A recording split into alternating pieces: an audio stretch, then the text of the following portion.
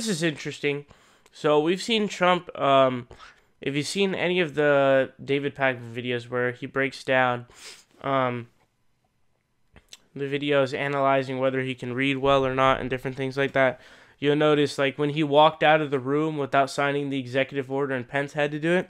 So this is interesting. So a Yale psychiatrist sounds the alarm on Trump's, quote, grave mental disabilities. So here's what it says. It says, Yale psychiatrist Dr. Brandy Lee recently hosted a conference on the mental health community's response to the apparent psychological disorders of President Donald Trump, and in a recent interview with Salon, she explained why she and some of her colleagues are willing to risk censor or even have their licenses taken away to diagnose the dangerous president.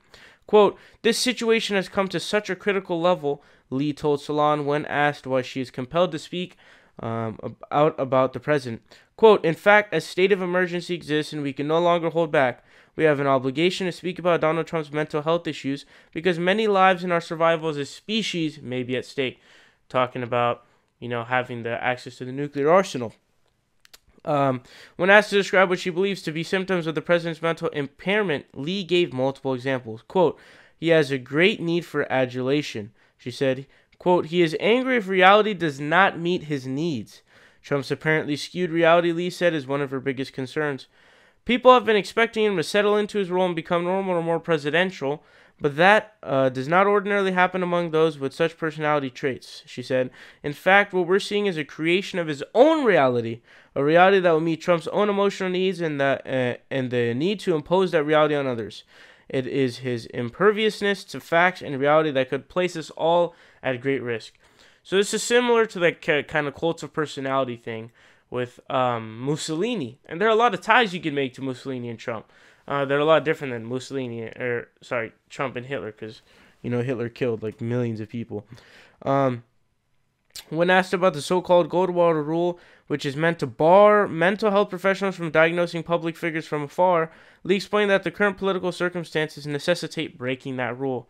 Quote, in an ordinary situation where matters were not so intense, we could balance out our political activism and separate that from our professional goals and actions.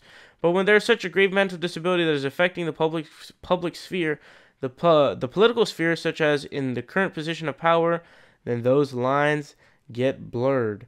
So, again, this is a Yale psychologist. So, I'm sure that they are actually able to do these things.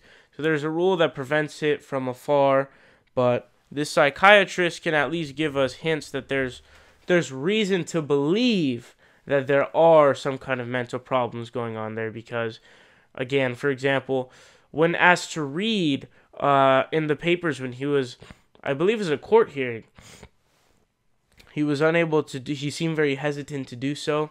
Without acting mad, he was rather acting like, oh shit, what do I do? Because I can't really read this. And he's like, I need my glasses, and things like that.